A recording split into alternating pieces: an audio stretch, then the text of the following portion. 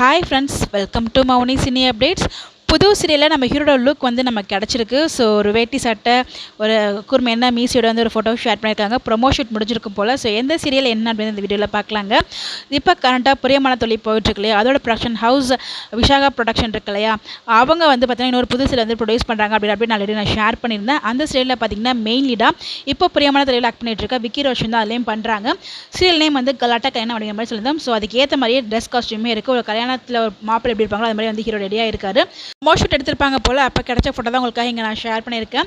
So அப்போ இந்த serial வருது அப்படின்னா பிரியமான தொழில் முடியுது அப்படின்ற மாதிரி உங்களுக்கு டவுட் எல்லாருக்குமே இருக்கும். எனக்குமே அந்த டவுட் இருக்குது. சீரியல் போகிற போக்குமே பார்த்தா முடிகிற மாதிரி தான் இருக்குது. ஏன்னா வந்து நம்ம ஆதி அண்ட் பவித்ரா 2 பேரும் சேர்ற மாதிரி ஒரு ட்ராக் காமிக்கிறாங்க. இன்னொரு பக்கம் நம்ம பவித்ரா அண்ட் டாக்டர் இருக்காங்க இல்லையா, அந்த டாக்டரை சங்கவி லவ் பண்ணுற மாதிரி ட்ராக் கொண்டு வருவாங்கன்னு நினைக்கிறேன். இன்னொரு பக்கம் அரவிந்த் இறந்ததுக்கு காரணம் சங்கவியோட அப்பா தான் அப்படின்ற மாதிரி வந்து ட்ராக் கொண்டு போயிட்டுருக்காங்க.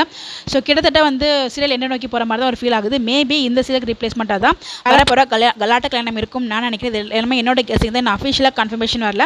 அதை பற்றி அப்டேட் கிடச்சி கண்டிப்பாக நான் ஷேர் பண்ணுறேன். என்னோட கெஸிங் தான் இங்கே நான் ஷேர் பண்ணியிருக்கேன். நீங்கள் என்ன நினைக்கிறீங்கன்னு மறக்காமல் கமெண்ட்டில் போஸ்ட் பண்ணுங்கள். Bye bye.